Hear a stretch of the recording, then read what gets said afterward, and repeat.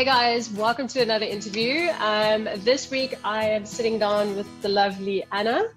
I know Anna from a few years ago. We worked together on the same boat, and Anna is doing something amazing at the moment. Anna, can you please explain to everybody what it is that you're up to? Sure. Thank you, Chandra. This is very exciting. Yeah, so now, after 8 years in the industry, when I went to leave and get out of the industry, I hit a bit of a wall of going, uh-oh, where do I go? What do I do? And now what I help people do is get really clear on who they are, and so create their ideal life after yachting. So create the life that they want to leave when they leave yachting, and get really clear on like their internal compass and all these other amazing skills and attributes that make them amazing. So that's what that's my now space that I'm doing. That's really, really awesome. That's something quite special, actually. And then, so tell me, before you got into yachting, were in like a similar sort of work? What did you do before you got into yachting? Oh, nothing like it at all. Prior to yachting, I was in television, and I worked as a camera operator and a floor manager for the news and comedy and sports and stuff.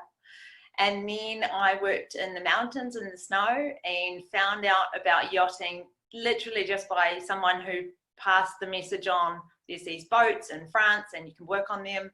And I had no hospitality experience. I had no experience in boats. I didn't even know what a super yacht was. I thought it was a small, tiny little sailboat. Coming into the industry was quite a shock to the system, but a huge learning and amazing learning experience and curve. Yeah. Do you want me to? I remember as well when coming over. I think as I left South Africa, my best friend said to me, she asked me actually, she was like, do you get seasick?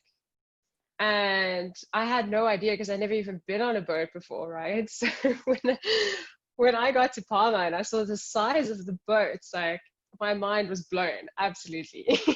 Yeah, I remember when I got to the south of France, and I thought, so my very first time in yachting was going to the south of France and going couch surfing somewhere inland a while away, and then I went down and started dock walking in Antibes at the smallest boats, speaking really bad French and asking people for jobs. And the second guy said to me, "You do know that I'm British?" And I said, "No." And it was just the kind of like, oh, right, I don't know what I'm doing. Really done some research before I came in and started like doing all this. But yeah, it was quite eye-opening when you saw just the scale of the boats and how much bigger they were than what I had thought they were. Yeah, it's pretty intimidating in the beginning. Yeah. Okay, so that brings me to my next question, right? So tell us the story. So you basically touched base on it by saying that you went couch surfing and you went dock walking. What was the other steps that you took that actually led to you getting your first job? Right, the actual useful ones is probably more relevant for people who are watching this. So I firstly ended up going, okay, couch surfing here in a part of France that has got no one who even knows what a boat is not very useful. So I moved into a crew house, which ultimately is a really good idea to start with, because then you're actually surrounded by people who know what you're talking about, or who know more than you do. And you're in the right zone, and you're also with other people who know what's going on. And then I went out for 2 months dock walking every single day. I had my CV, I had my little outfit on, and I went along to every single dock all along the coast of France and Italy, and just went to every single marina and got up at, I don't know, 5:30 every day, went to the train station and went on the train to all these places, and just kind of made friendships and got a bit of rapport going on with people who were on the boats, or the marina people, or the crew agents and all that kind of stuff.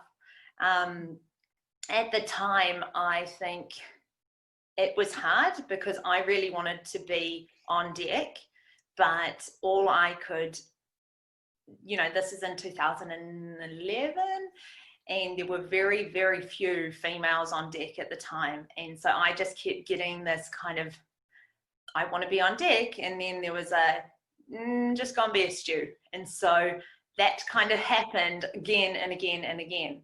And I either wanted to be a deckhand or an engineer, and without having either qualification or even having nothing more than my SCCW, it was kind of just fighting a bit of a losing battle at the time. Yeah. Now it's much different, but at that time it was really quite tough. And then also going and networking and meeting people in the bars, but also at cafes and stuff during the day, and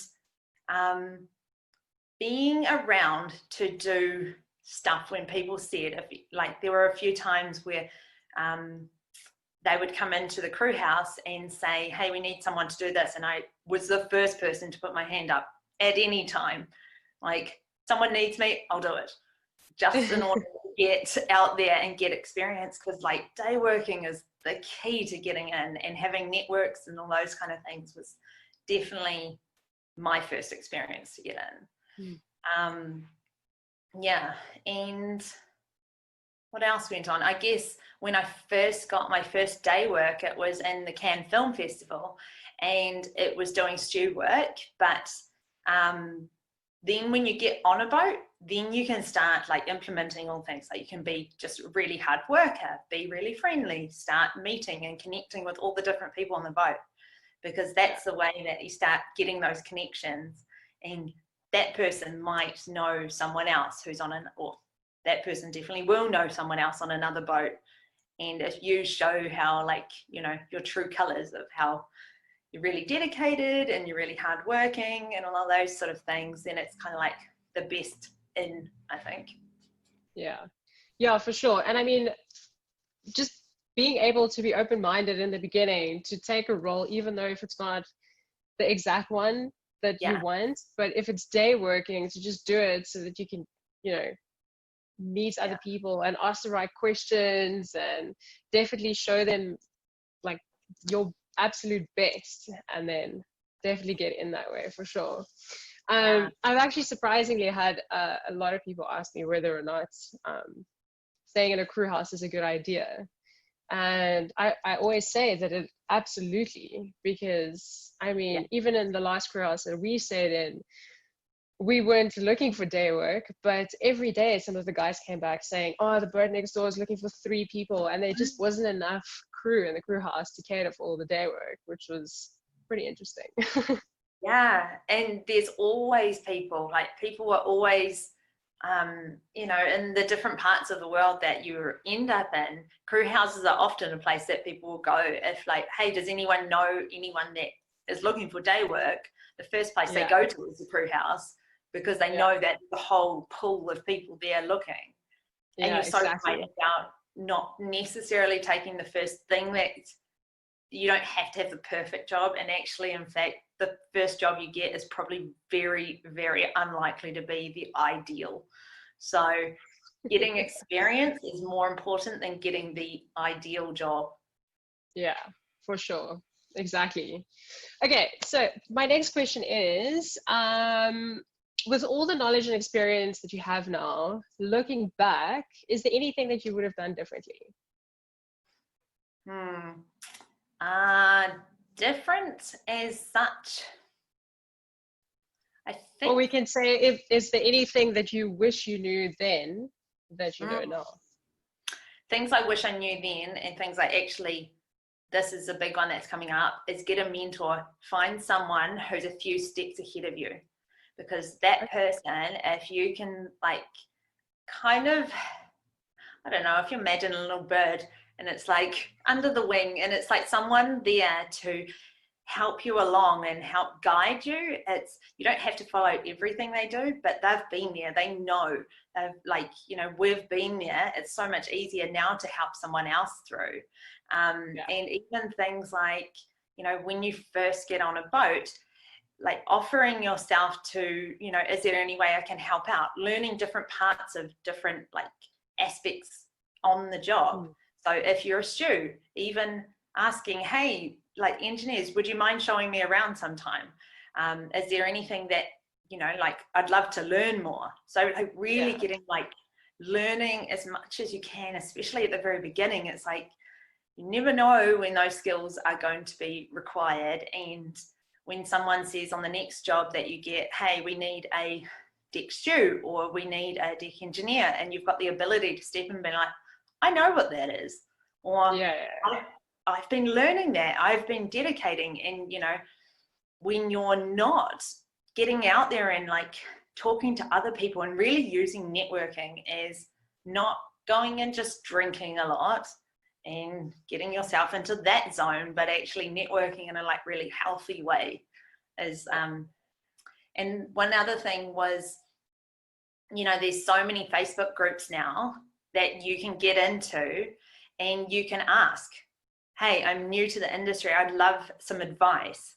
People are always willing to share their own experience. And if you put yourself out there, be vulnerable, not say, this is me, I want this. Say, this is me, I'd love your help if you don't mind, you know, answering a few questions. Build some rapport with people who are in the industry as well. And yeah, going in that way is just so much, there's a lot more support that way. And yeah, true, because when we started there wasn't that many Facebook groups. I mean, I don't actually remember any Facebook groups. No. Not that we're that old. And the Start Yachting group is there as well, which is the main purpose of it. I want people to be asking questions on there, because there's even a lot of questions that I don't have answers to, but I have engineering friends in the group and captain friends in the group, and everybody's always happy to help out. So that's really cool. And it's so nice that, you know, things like this is available now for everybody coming in. Okay, so my last question for you, what do you feel is the best bit of advice you can give a person that is starting out right now? I kind of feel like you gave a little bit of that now in your last answer, but let's think of another thing. Oh, the best advice is just go in and just like work hard, be real, don't fake anything, don't try, like, you know, have integrity, be authentic, and have like be responsible for yourself. Don't go on and use your phone like you're coming in to try and like show people like the best version of you. So don't go on. Had so many deck crew on board as day workers who have come on and they're on their phones the whole time. I'm like, you're trying to show me that you are someone I want to employ, but I'm having to tell you to please put that down. So like, just be like a good version of you, and within all that, also be really personable and relatable, because people want you as a friend and a crew member and someone they want to live with and work with. And so being like a real, just genuine person who is hardworking, friendly, caring, kind, able to help out in any way, that's kind of like the ideal crew member. And if you can be that and someone who takes their own initiative and does the right thing, then, you know, it's hard to not employ you. Well, that's really awesome. That's really, really good advice. Yeah, I mean, people have to remember that a lot of boats hire people to see if they would fit in with the family that is already on board. And it does tend to be a family, because you spend every living day together, every waking hour together. Yeah.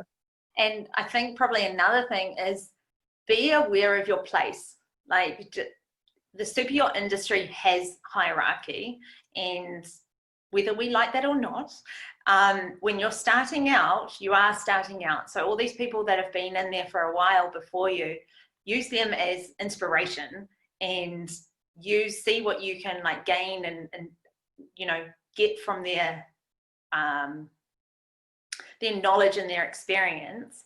but know that you're still in the beginning phases. You don't have to be amazing. You don't have to know everything, but just use that time to be like, I'm in a phase of learning, and I'm in a phase of growth, and I'm in a phase of like, just take everything that you can, because you'll get to a point where you have been in for such a long time that it might feel a bit more uncomfortable to be asking just all those questions. But when you're new, you have the ability to be new. You have the ability to ask anything. So yeah. That's so true. All right, I'm not going to keep you any longer. Thank you so much. I really appreciate you sitting down with me today. Oh, thank you, Chandra. All right, we have to do this again sometime soon. Absolutely. Cool. Okay, bye. Thanks.